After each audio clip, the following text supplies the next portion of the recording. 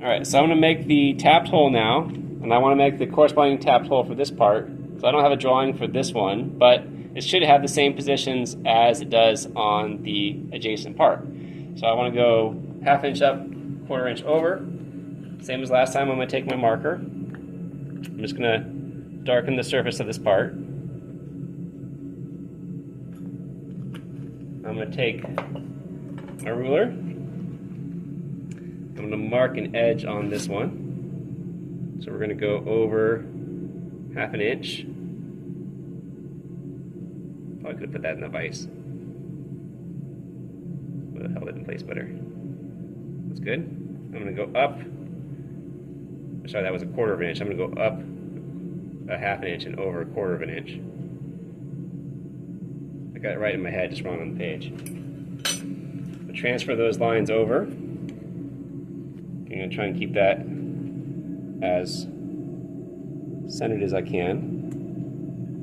And then same thing over here. Can't quite get to that with this. I think we're going to have to let that hang off the edge. Can barely see my mark there, but it is still there. And again, I'm going to confirm those distances along the line I just made to make sure that that is ¼ inch. That looks good. And then make sure this is ½ inch.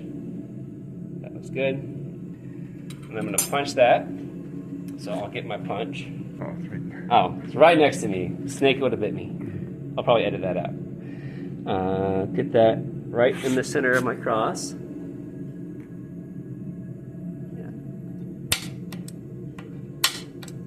And then I'm going to confirm that I got that in the right spot by looking down my hole. And actually, I can see that looks a little bit low on my hole.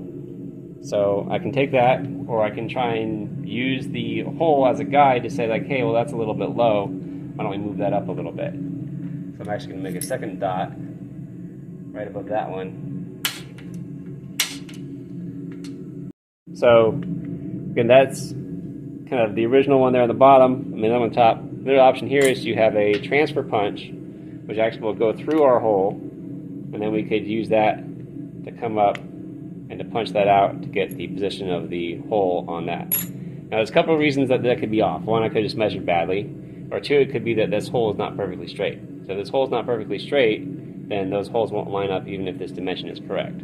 So we do have some clearance on this clearance hole to allow for a little bit of error, but the error is too much, then the screw won't go in. So I'm going to use that top hole there, and we'll go to the drill and cut it out.